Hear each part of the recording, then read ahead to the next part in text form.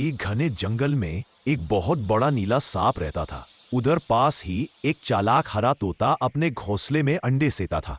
एक दिन मौका देखकर नीला सांप पेड़ पर चढ़ गया और धीरे धीरे तोते के एक अंडे को चुराकर भागने लगा।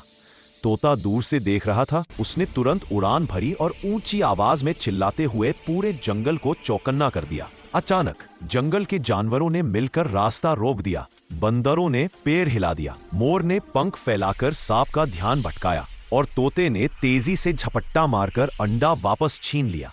सांप डर गया और जंगल छोड़कर भाग गया। तोते ने अंडे को वापस सुरक्षित घोंसले में रख दिया। फिर भी तोते का बच्चा रो रहा है क्योंकि अभी तक आपने लाइक सब्सक्राइब नहीं किया।